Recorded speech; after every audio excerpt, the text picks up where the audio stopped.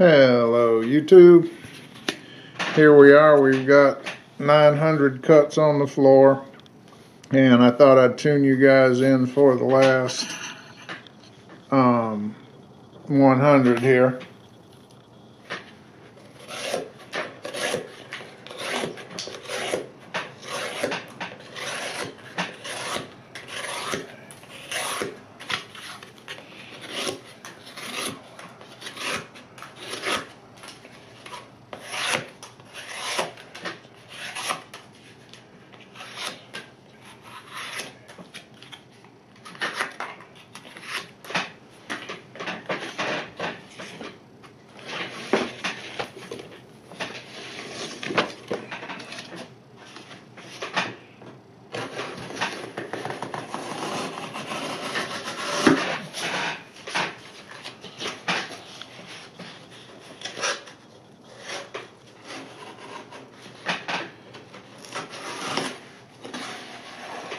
Trying to take it easy and not go through my pants leg.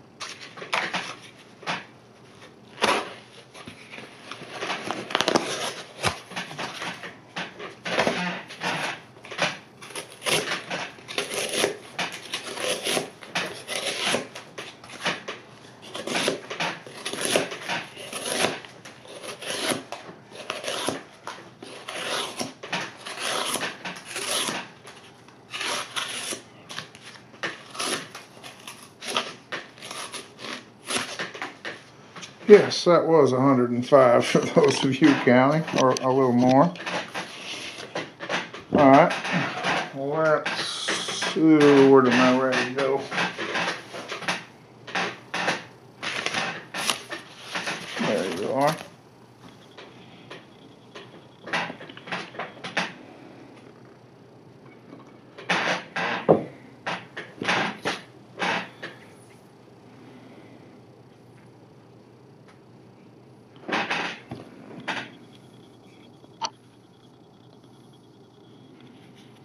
I have to be really careful. You can see this thing will just shred this.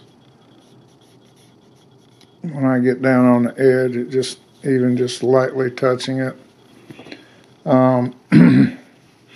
Immediate observations for 1,000 cuts in rough cardboard. It really didn't do much to the polish on the edge at all. It is scratched, not very much, and I think that just very light. Put it on this 0.05 micron strop will probably take that out. So, typing paper.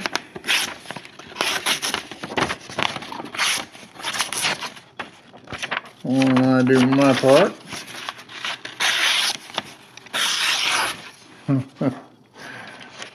This thing is just amazing.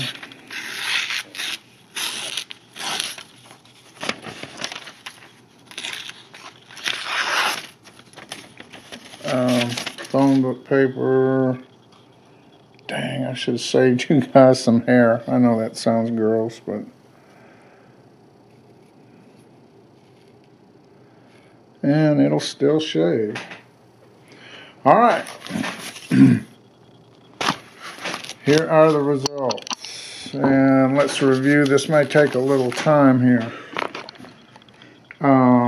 I almost wish they hadn't been this good, because I know there's going to be some of you out there that are going to say, I made this up, but I swear to God I didn't.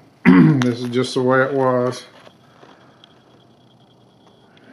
I had to go down to 900 cuts. It would just barely shave at that point. It would still cut phone book paper and typing paper. As you can see, I test it every time. And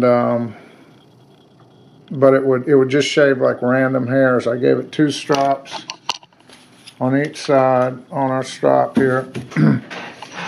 And here's our bag with the other 2 test papers in. Here's this pile. You can certainly go through and look at the other 2 videos, compare the piles, and see they're not the same. You can also look at my leg covered in cardboard dust. So to recap, what do I think? Well, first off, I think the 2 Spyderco knives are phenomenal.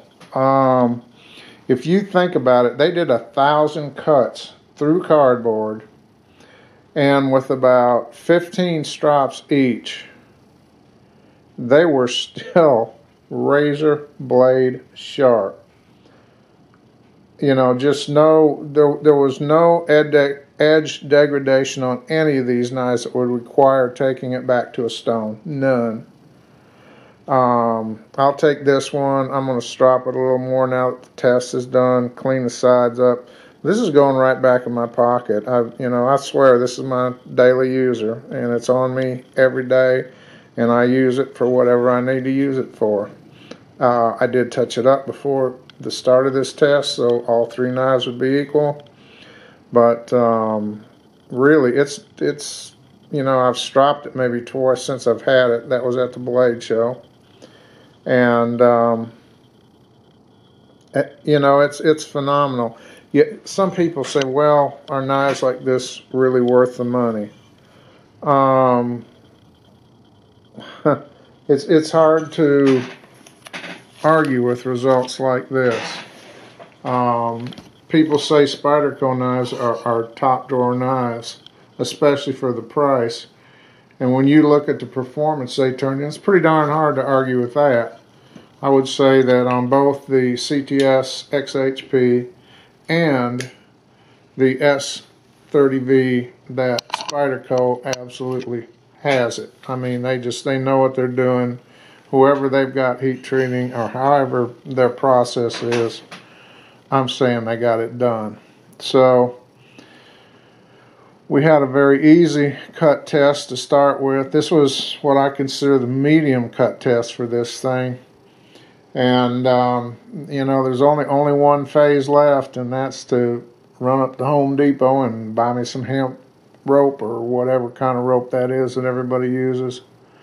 And I'm going to try, just again for continuity, to find out what size that Smoke Eater 908 uses on his test. And John, I think him and John Davis both use the same size. And I'm going to find out what they use. They probably mention it, or I'm sure I can shoot them a note and they'll tell me. And then we'll do a test. I'm not going to do a comparison on that one. I'm just going to cut with this one. I think the other ones have more than proved themselves. You know, in summation, I think the knife's worth it. You know, cutting performance like this is just ridiculous. What the other two did for their price range, I don't think you could beat them with anything. The flat ground blades are just, you know, they cut smooth as can be.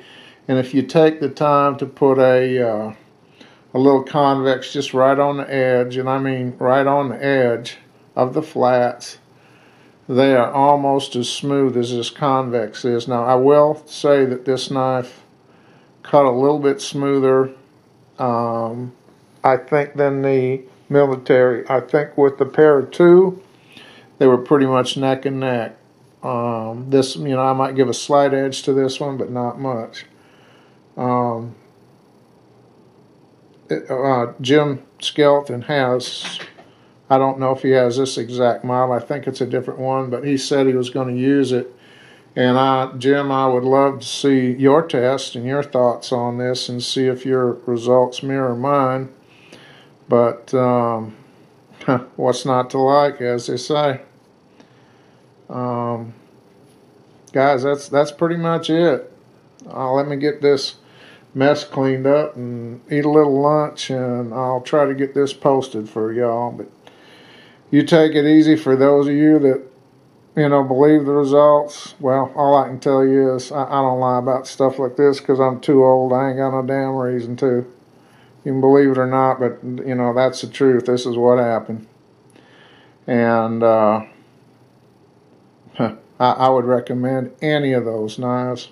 I don't think you could do much better. Now, if you want a longer one, don't want to spend much money, get the Spyderco Military. If you want a more pocketable one, get the Para 2. Para 2, especially, in my opinion, is just, I like both it and the military. That Para 2, though, like I said in the first video when I tested it, I'm late to that game. I didn't get a Para 2 until way up on in the program, if you will. And I love it. I wish I'd have got one a long time ago. That's, for its price range, it's just really hard to beat.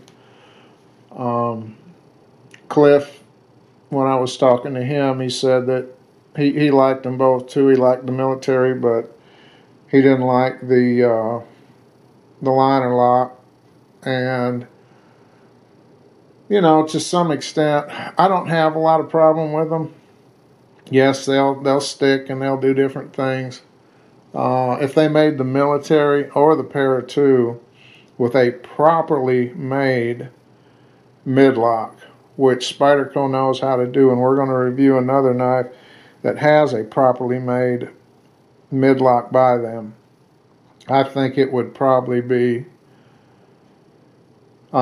depending on what steel they use. If they use ZDP 189, hell, it may be the equal of that. I don't know.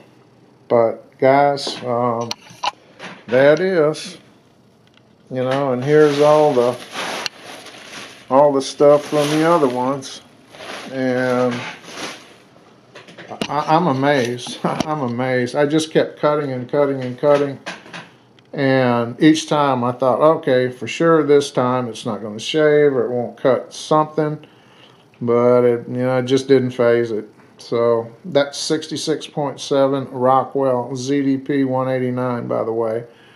The military was CTS XHP. I will find out the Rockwell and put it in the annotations on this video. And the Para 2 was the S30V, and I will also find out the hardness on it. Get any of them, you got a winner. That's all I can say. Take it easy, guys. Have a good one. We'll talk to you later.